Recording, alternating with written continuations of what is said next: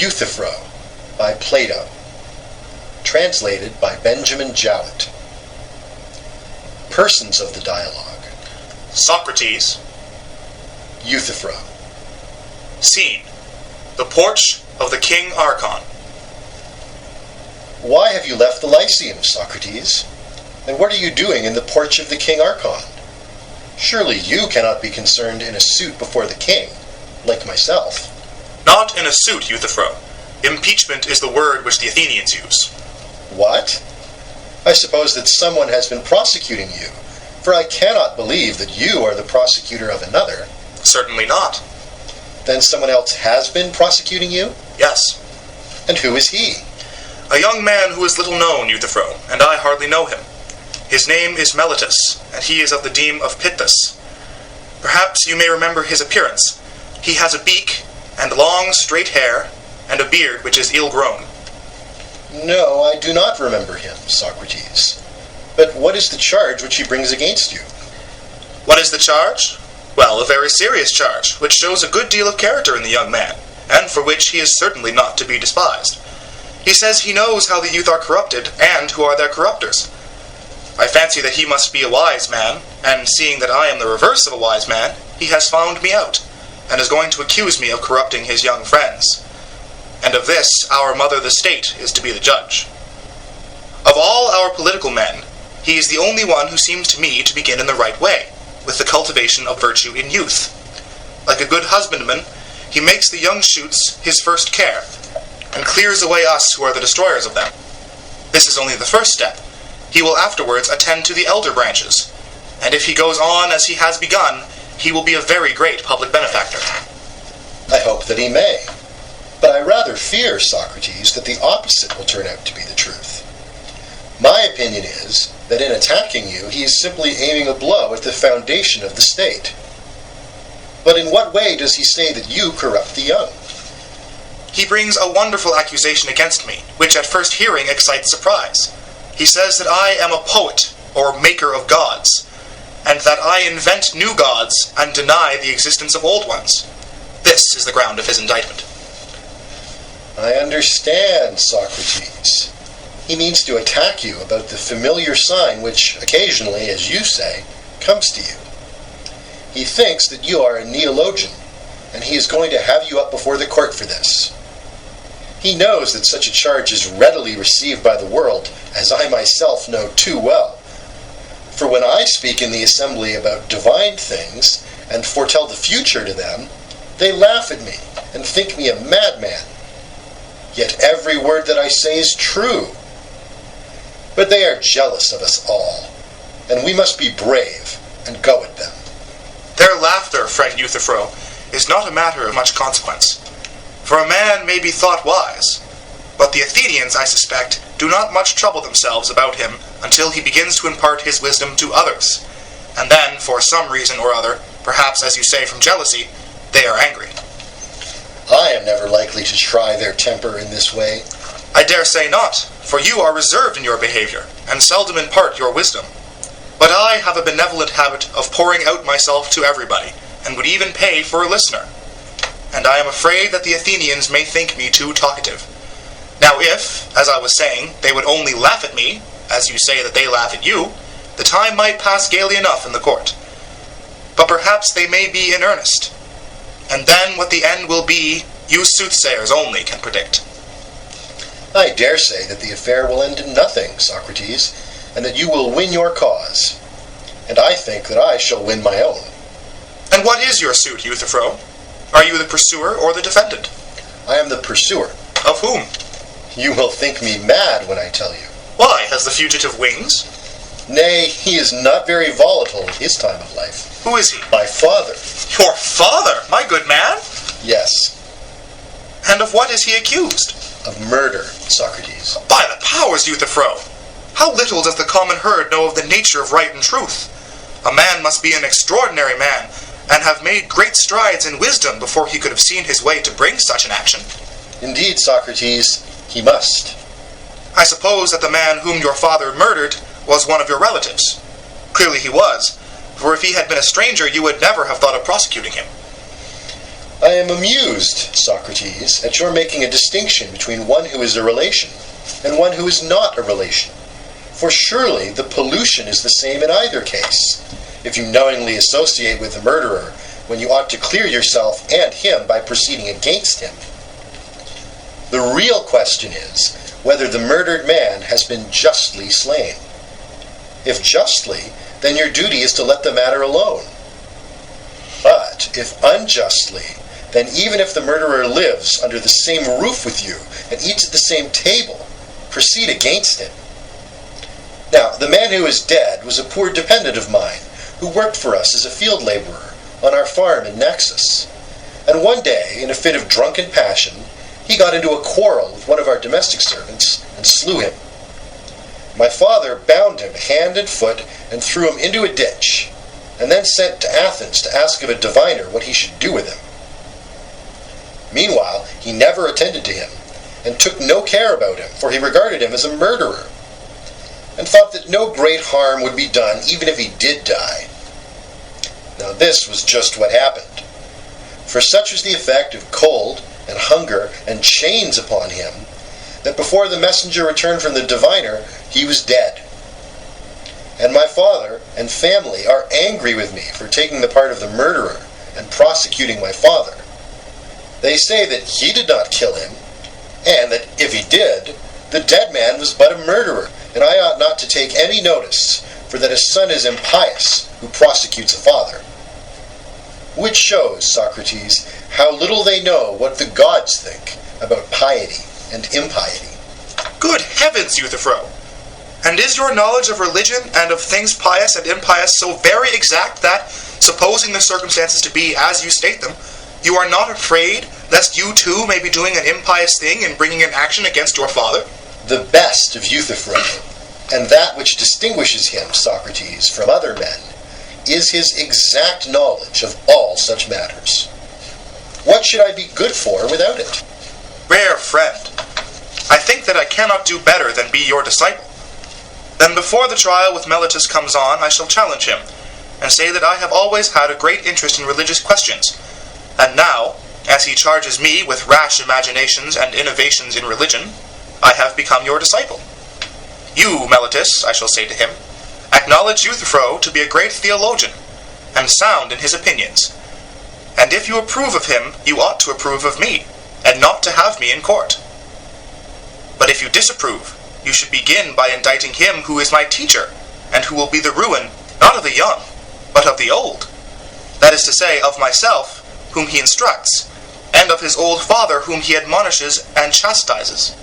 And if Meletus refuses to listen to me, but will go on, and will not shift the indictment from me to you, I cannot do better than repeat this challenge in the court. Yes, indeed, Socrates. And if he attempts to indict me, I am mistaken if I do not find a flaw in him. The court shall have a great deal more to say to him than to me. And I, my dear friend, knowing this, am desirous of becoming your disciple. For I observe that no one appears to notice you, not even this Meletus. But his sharp eyes have found me out at once, and he has indicted me for impiety. And therefore, I adjure you to tell me the nature of piety and impiety, which you said you know so well, and of murder, and of other offenses against the gods. What are they? Is not piety in every action always the same? And impiety again, is it not always the opposite of piety, and also the same with itself, having as impiety one notion which includes whatever is impious? To be sure, Socrates. And what is piety, and what is impiety? Piety is doing as I am doing. That is to say, prosecuting anyone who is guilty of murder, sacrilege, or of any similar crime, whether he be your father or mother, or whoever he may be. That makes no difference.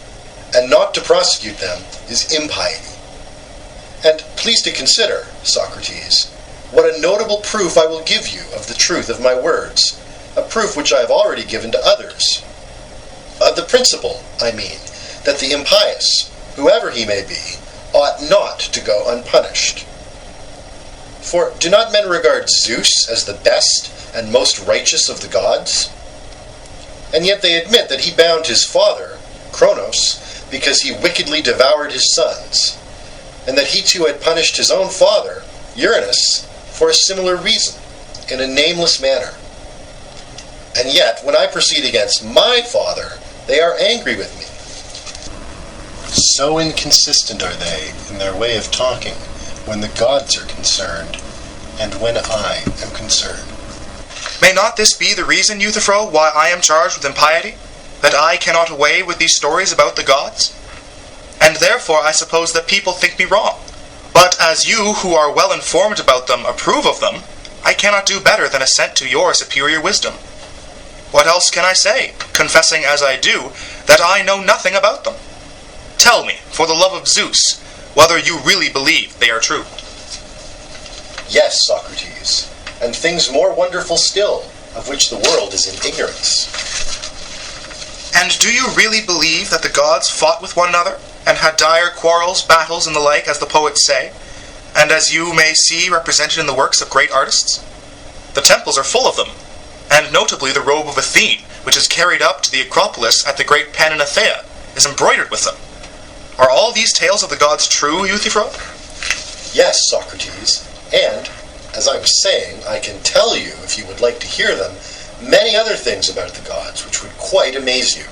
I dare say, and you shall tell me them at some other time when I have leisure.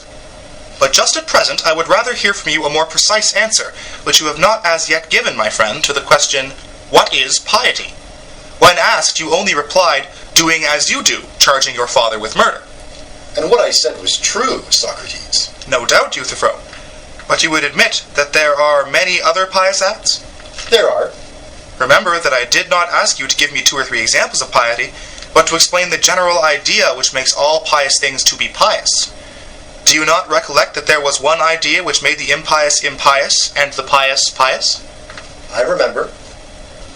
Tell me what is the nature of this idea, and then I shall have a standard to which I may look, and by which I may measure actions, whether yours or those of anyone else, and then I shall be able to say that such and such an action is pious, such another impious. I will tell you, if you like. I should very much like.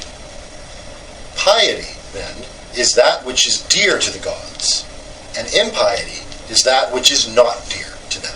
Very good, Euthyphro. You have now given me the sort of answer which I wanted.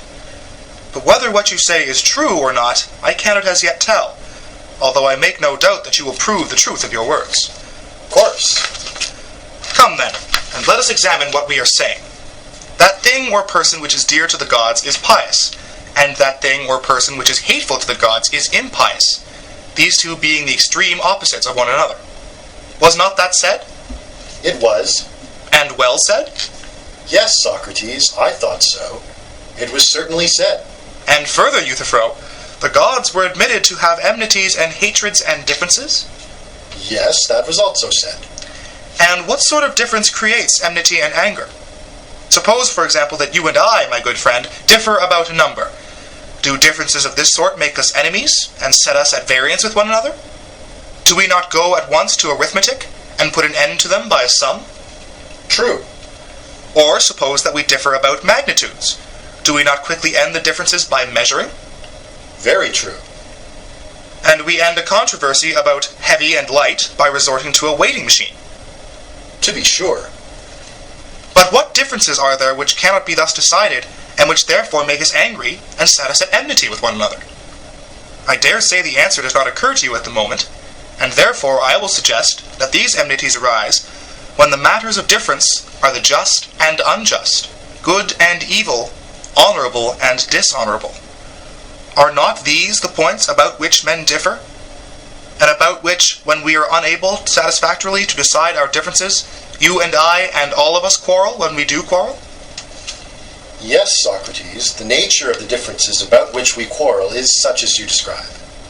And the quarrel of the gods, noble Euthyphro, when they occur, are of a like nature? Certainly they are. They have differences of opinion, as you say, about good and evil, just and unjust, honorable and dishonorable. There would have been no quarrels among them if there had been no such differences, would there now? You are quite right. Does not every man love that which he deems noble and just and good, and hate the opposite of them? Very true. But as you say, people regard the same things, some as just, others as unjust. About these they dispute, and so there arise wars and fightings among them. Very true. Then the same things are hated by the gods and loved by the gods, and are both hateful and dear to them? True. And upon this view, the same things, Euthyphro, will be pious and also impious? So I should suppose. Then, my friend, I remark with surprise that you have not answered the question which I asked. For I certainly did not ask you to tell me what action is both pious and impious. But now it would seem that what is loved by the gods is also hated by them. And therefore, Euthyphro, in thus chastising your father, you may very likely be doing what is agreeable to Zeus, but disagreeable to Cronos or Uranus, and what is acceptable to Hephaestus, but unacceptable to Hera. And there may be other gods who have similar differences of opinion. But I believe, Socrates, that all the gods would be agreed as to the propriety of punishing a murderer. There would be no difference of opinion about that. Well, but speaking of men, Euthyphro, did you ever hear anyone arguing that a murderer or any sort of evildoer ought to be let off? I should rather say that these are the questions which they are always arguing, especially in courts of law. They commit all sorts of crimes, and there is nothing which they will not do or say in their own defense. But do they admit their guilt, Euthyphro, and yet say they ought not to be punished? No, they do not. Then there are some things which they do not venture to say and do. For they do not venture to argue that the guilty are to be unpunished, but they deny their guilt, do they not? Yes. Then they do not argue that the evildoer should not be punished, but they argue about the fact of who the evildoer is, and what he did and when. True. And the gods are in the same case, if as you assert they quarrel about just and unjust, and some of them say, while others deny, that injustice is done among them. For surely neither God nor man will ever venture to say that the doer of injustice is not to be punished. That is true, Socrates, in the main. But they join issue about the particulars, gods and men alike. And if they dispute at all, they dispute about some act which is called in question, and which by some is affirmed to be just, by others to be unjust. Is that not true? Quite true. Well then, my dear friend Euthyphro, do tell me, for my better instruction and information, what proof have you that in the opinion of all the gods, a servant who is guilty of murder and is put in chains by the master of the dead man, and dies because he is put in chains, before he who has bound him can learn from the interpreters of the gods what he ought to do with him, dies unjustly, and that on behalf of such a son ought to proceed against his father and accuse him of murder? How would you show that all the gods absolutely agree in approving of this act? Prove to me that they do, and I will applaud your wisdom as long as I live. It will be a difficult task, but I could make the matter very clear indeed to you. I understand. You mean to say that I am not so quick of apprehension as the judges, for to them you will be sure to prove that the act is unjust and hateful to the gods. Yes, indeed, Socrates. At least, if they will listen to me. But they will be sure to listen if they find that you are a good speaker. There was a notion that came into my mind while you were speaking. I said to myself, well, and what if Euthyphro does prove to me that all the gods regarded the death of the serf as unjust? How do I know anything more of the nature of piety and impiety? For granting that this action may be hateful to the gods, still piety and impiety are not adequately defined by these distinctions, for that which is hateful to the gods has been shown to be also pleasing and dear to them. And therefore, Euthyphro, I do not ask you to prove this. I will suppose, if you like, that all the gods condemn and abominate such an action. But I will amend the definition so far as to say that what all the gods hate is impious, and what they love is pious or holy. And what some of them love and others hate is both or neither. Shall this be our definition of piety and impiety?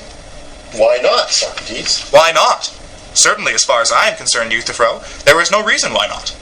But whether this admission will greatly assist you in the task of instructing me, as you promised, is a matter for you to consider.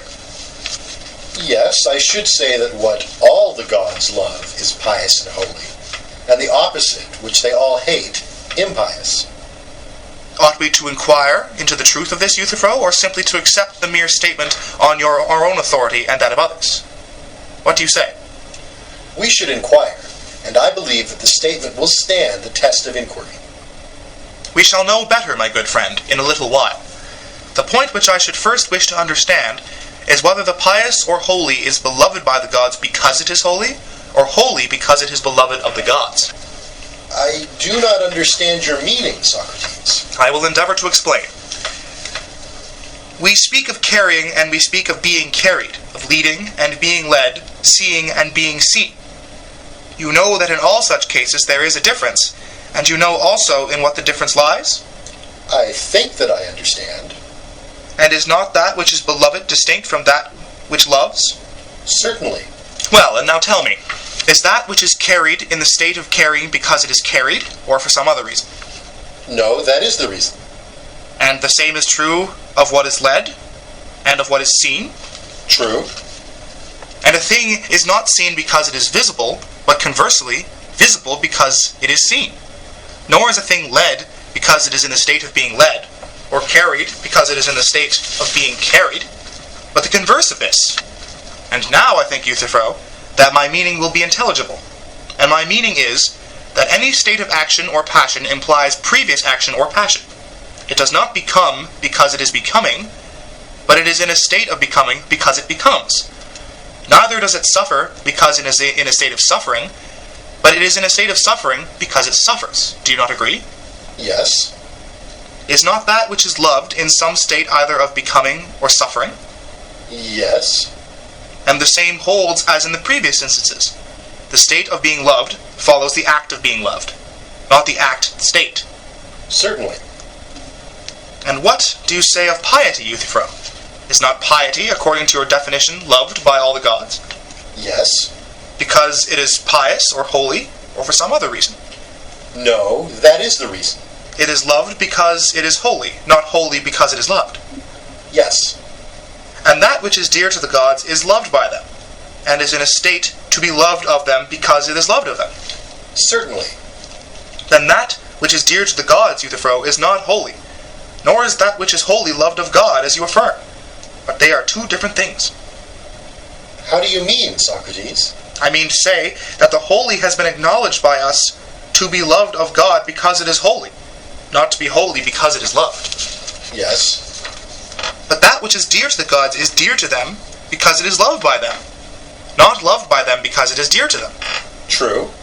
But, friend Euthyphro, if that which is holy is the same with that which is dear to God, and is loved because it is holy, then that which is dear to God would have been loved as being dear to God. But if that which is dear to God is dear to him because loved by him, then that which is holy would have been holy because loved by him. But now you see, that is the reverse of the case, and that they are quite different from one another. For one, Theophiles is of a kind to be loved because it is loved, and the other, Ossian, is loved because it is of a kind to be loved. Thus you appear to me, Euthyphro, when I ask you, what is the essence of holiness, to offer an attribute only, and not the essence, the attribute of being loved by all the gods. But you still refuse to explain to me the nature of holiness. And therefore, if you please, I will ask you not to hide your treasure, but to tell me once more what holiness or piety really is, whether dear to the gods or not, for that is a matter about which we will not quarrel. And what is impiety? I really do not know, Socrates, how to express what I mean. For somehow or other our arguments, on whatever ground we rest them, seem to turn around and walk away from us. Your words, Euthyphro, are like the handiwork of my ancestor Daedalus, and if I were the sayer or propounder of them, you might say that my arguments walk away and will not remain fixed where they are placed, because I am a descendant of his. But now, since these notions are your own, you must find some other jibe, for they certainly, as you yourself allow, show an inclination to be on the move. Nay, Socrates, I shall still say you are the Daedalus who sets arguments in motion. Not I, certainly, but you make them move or go round, for they would never have stirred as far as I am concerned. Then I must be a greater than Daedalus, for whereas he only made his own inventions to move, I move those of other people as well. And the beauty of it is that I would rather not, for I would give the wisdom of Daedalus and the wealth of Tantalus to be able to detain them and keep them fixed. But enough of this. As I perceive that you are lazy, I will myself endeavor to show you how you might instruct me in the nature of piety, and I hope that you will not grudge your labor. Tell me then, is not that which is pious necessarily just? Yes. And is then all which is just pious? Or is that which is pious all just, but that which is just only in part and not all pious? I do not understand you, Socrates. And yet I know that you are a much wiser man than I am, as you are younger. But as I was saying, revered friend, the abundance of your wisdom makes you lazy. Please to exert yourself, for there is no real difficulty in understanding me. What I mean I may explain by an illustration of what I do not mean. The poet Stasinus sings, "Of Zeus, the author and creator of all these things, you will not tell. For where there is fear, there is also reverence." Now I disagree with this poet. Shall I tell you in what respect? By all means. I should not say that where there is fear, there is also reverence. For I am sure that many persons fear poverty and disease, and the like evils, but I do not perceive that they reverence the objects of their fear. Very true. But where reverence is, there is fear. For he who has a feeling of reverence and shame about the commission of any action fears and is afraid of an ill reputation. No doubt. Then we are wrong in saying that where there is fear, there is also reverence. And we should say, where there is reverence, there is also fear. But there is not always reverence where there is fear, for fear is a more extended notion, and reverence is a part of fear, just as the odd is a part of a number, and number is a more extended notion than the odd. I suppose that you follow me now? Quite well. That was the sort of question which I meant to raise when I asked whether the just is always the pious, or the pious always the just, and whether there may not be justice where there is not piety, for justice is the more extended notion of which piety is only a part. Do you dissent? No, I think that you are quite right. Then, if piety is a part of justice, I suppose that we should inquire what part. If you had pursued the inquiry in the previous cases, for instance, if you had asked me what is an even number, and what part of a number the even is, I should have had no difficulty in replying a number which represents a figure having two equal sides. Do you not agree? Yes, I quite agree. In like manner, I want you to tell me what part of justice is piety or holiness, that I may be able to tell Meletus not to do me injustice or indict me for impiety, as I am now adequately instructed by you in the nature of piety or holiness and their opposites. Piety, or holiness, Socrates, appears to me to be that part of justice which attends to the gods, as there is the other part of justice which attends to men. That is good, Euthyphro. Yet still there is a little point about which I should like to have further information. What is the meaning of attention? For attention can hardly be used in the same sense when applied to the gods as when applied to other things. For instance, horses are said to require attention, and not every person is able to attend them, but only a person skilled in horsemanship. Is it not so? Certainly. I should suppose that the art of horsemanship is the art of attending to horses. Yes. Nor is everyone qualified to attend to dogs, but only the huntsman. True. And I should also conceive that the art of the huntsman is the art of attending to dogs. Yes. As the art of the oxherd is the art of attending to oxen. Very true. In like manner, holiness or piety is the art of attending to the gods? That would be your meaning, Euthyphro? Yes. And is not attention always designed for the good or benefit of that which the attention is given? As in the case of horses, you may observe that when attended by the horseman's art, they are benefited and improved, are they not? True. As the dogs are benefited by the huntsman's art, and the oxen by the art of the oxherds, and all other things are tended or attended for their good and not for their hurt? Certainly not for their hurt. But for their good. Of course. And does piety or holiness, which has been defined to be the art of attending to the gods, benefit or improve them? Would you say that when you do a holy act, you make any of the gods better? No. That was certainly not what I meant. And I, Euthyphro, never supposed that you did. I asked you the question about the nature of the attention because I thought that you did not. You do me justice, Socrates. That is not the sort of attention which I mean. Good. But I must still ask, what is this attention to the gods which is called piety? It is such, Socrates, as servants show to their masters. I understand. A sort of ministration to the gods. Exactly. Medicine is also a sort of ministration or service, having in view the attainment of some object. Would you not say of health? I should. Again, there is an art which ministers to the shipbuilder with a view to attainment of some result? Yes, Socrates, with a view to the building of a ship. As there is an art which ministers to the house builder with a view to building a house. Yes. And now tell me, my good friend, about the art which ministers to the gods. What work does that help to accomplish? For you must surely know if, as you say, you are of all men living the one who is best instructed in religion. And I speak the truth, Socrates. Then tell me, oh tell me, what is that fair work which the gods do by the help of our ministrations? Many and fair, Socrates, are the works which they do. Why, my friend, and so are those of a general. But the chief of them is easily told. Would you not say that victory in war is the chief of them? Certainly. Many and fair, too, are the works of the husbandman, if I'm not mistaken.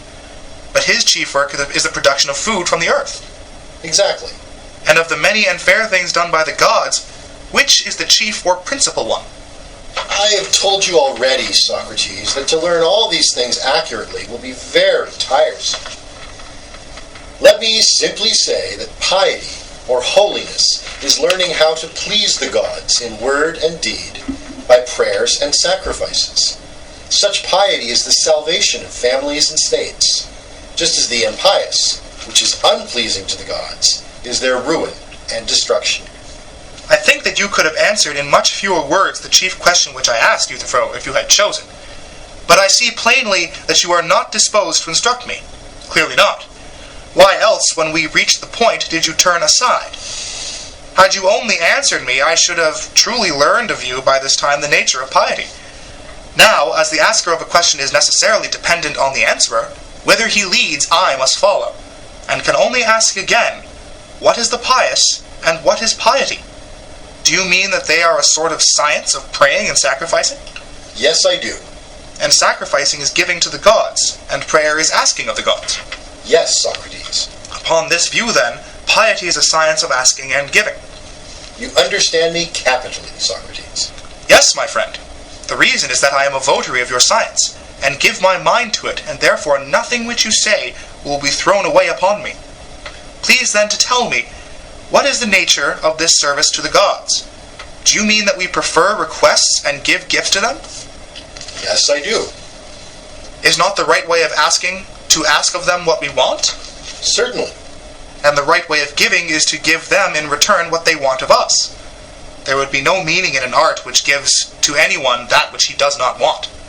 Very true, Socrates. Then piety, Euthyphro, is an art which gods and men have of doing business with one another. That is an expression which you may use if you like. But I have no particular liking for anything but the truth. I wish, however, that you would tell me what benefit accrues to the gods from our gifts. There is no doubt about what they give to us, for there is no good thing which they do not give. But how we can give any good thing to them in return is far from being equally clear. If they give everything, and we give nothing, that must be an affair of business in which we have very greatly the advantage of them. Do you imagine, Socrates, that any benefit accrues to the gods from our gifts? But if not, Euthyphro, what is the meaning of gifts which are conferred by us upon the gods? What else but tributes of honor? And, as I was just now saying, what pleases them? Piety, then, is pleasing to the gods, but not beneficial or dear to them? I should say that nothing could be dearer. Then once more the assertion is repeated that piety is dear to the gods. Certainly. And when you say this, can you wonder at your words not standing firm but walking away? Will you accuse me of being the Daedalus who makes them walk away, not perceiving that there is another and far greater artist than Daedalus who makes them go round in a circle, and he is yourself? For the argument, as you will perceive, comes round to the same point. Were we not saying that the holy or pious was not the same with that which is loved of the gods? Have you forgotten? I quite remember. And are you not saying that what is loved of the gods is holy? And is not this the same as what is dear to them? Do you see? True. Then either we were wrong in our former assertion, or, if we were right then, we are wrong now. One of the two must be true. Then we must begin again and ask, what is piety? That is an enquiry which I shall never be weary of pursuing as far as in me lies. And I entreat you not to scorn me, but to apply your mind to the utmost, and tell me the truth. For if any man knows, you are he, and therefore I must detain you like Proteus until you tell. If you had not certainly known the nature of piety and impiety, I am confident that you would never, on behalf of a serf, have charged your aged father with murder. You would not have run such a risk of doing wrong in the sight of gods, and you would have had too much respect for the opinions of men. I am sure, therefore, that you know the nature of piety and impiety. Speak out then, my dear Euthyphro, and do not hide your knowledge. Another time, Socrates, for I am in a hurry, and must go now. Alas, my companion, and will you leave me in despair? I was hoping that you would instruct me in the nature of piety and impiety, and then I might have cleared myself of Meletus and his indictment. I would have told him that I had been enlightened by Euthyphro, and had given up rash innovations and speculations in which I indulged only through ignorance, and that now I am about to lead a better life. End of Euthyphro.